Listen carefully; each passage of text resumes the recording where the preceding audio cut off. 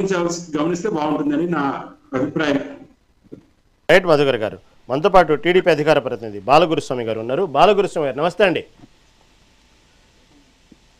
గురుస్వామి గారు నమస్తే. నమస్తే రహీం గారు. Okay right. మీరు ఎన్డీఏలో ఉన్నారు కాబట్టి మీకు కూడా ఒక రకమైనటువంటి సంతోషదగ్గ విషయమే, ఒక గుడ్ న్యూస్ ఇది కూడా. దాంతోపాటు మన భారత ప్రధాని కాబట్టి మనం అందరం కూడా గర్వించదగ్గ విషయమే. ఎందుకంటే ఒక ప్రధానిగా ఇన్నిసార్లు ప్రజల మన్ననలు పొందటం అంటే, 1-3 సార్లు మన్ననలు పొందటం అంటే అది మామూలు విషయం కాదు. కాబట్టి అనేక రకమైనటువంటి ప్లస్లు మైనస్లు అన్నీ ఉంటాయి. ఏమైనప్పటికీ కూడా ఒక ప్రధాని మనం ఇంతకాలం పరిపాలించడం అనేది, ఇంకా పరిపాలిస్తూ ఉన్నారు కాబట్టి మనం గర్వంగా చెప్పుకోదగ్గ విషయమే. మీరు ఎన్డీఏలో భాగస్వామ్యం కాబట్టి ఏమంటారు ఓవరాల్గా? రహీం గారు, మీకు ప్యానల్లో ఉన్న పెద్దలకి, మెగా 9 వీక్షకులకి అందరు కూడా శుభ సాయంత్రం, ధన్యవాదాలు తెలియజేస్తున్నాను.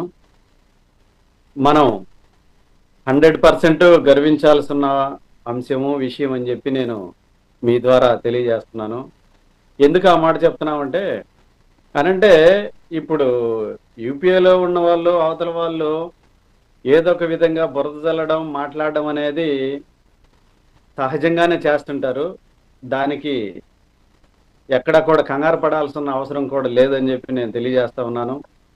ఇక్కడ నెహ్రూ గారిని తక్కువ చేసేసి మోడీ గారిని ఎక్కువ చేస్తున్నారు అనేది వాళ్ళ అపోహ మాత్రం అని చెప్పేసి నేను తెలియజేస్తున్నాను.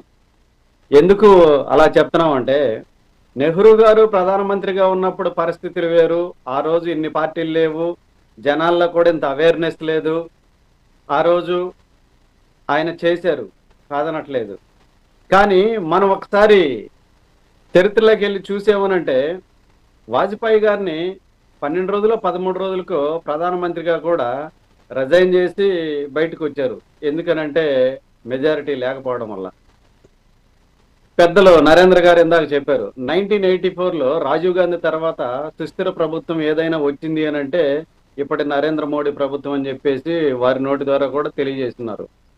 ఎన్ని ప్రభుత్వాలు మారినాయి, ఎంతమంది ప్రధానమంత్రులు మారారు, అలా అస్థిరత్వంగా ఉన్న పరిస్థితుల్లో, ఈ రాజకీయ చైతన్యంలో ప్రాంతీయ పార్టీలు అన్నీ కూడా హవా చూపిస్తున్న టైంలో ఇప్పుడు సుస్థిర ప్రభుత్వాన్ని ఏర్పాటు చేయడం, దాదాపు 4299 రోజులు ప్రధానమంత్రిగా కొనసాగడం, ఇవి అప్పటి, ఎందుకనంటే ఏదైనా కూడా మనం చరిత్ర అనేది చూసామనంటే, ఏదైనా ఒక రికార్డు ఉంది అని అంటే ఆ రికార్డుని బ్రేక్ చేయడం అనేది చెప్పుకుంటారు సహజంగా. ఆయన తక్కువ, ఈయన ఎక్కువ అని ఎక్కడ కూడా ఎన్డీఏ కూటమి నేతలు ఎక్కడ కూడా మాట్లాడలేదు. అవి మనం ఒకసారి గుర్తుంచుకోవాలి.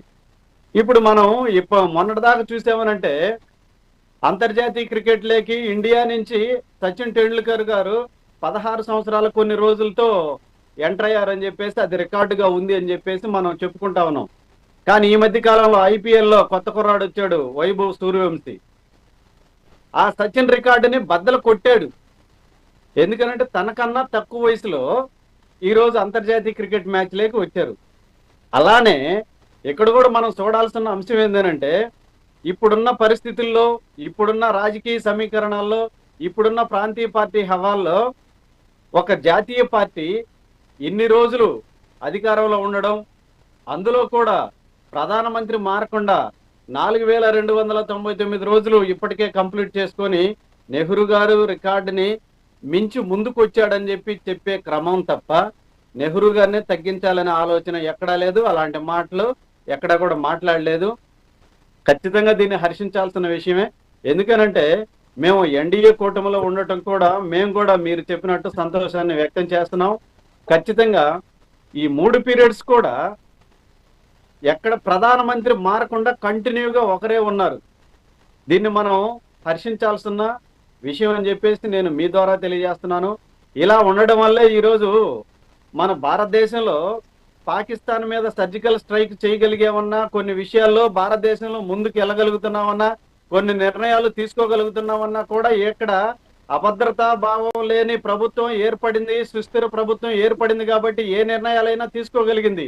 యూపీఏ గవర్నమెంట్లో ఎలాంటి నిర్ణయాలు తీసుకున్నారు, ఇప్పుడు ఎన్డీఏ గవర్నమెంట్లో ఎలాంటి నిర్ణయాలు తీసుకుంటున్నారు అనేది కూడా భారతదేశంలోని ప్రజలందరూ కూడా చాలా క్షుణ్ణంగా చూస్తున్నారు.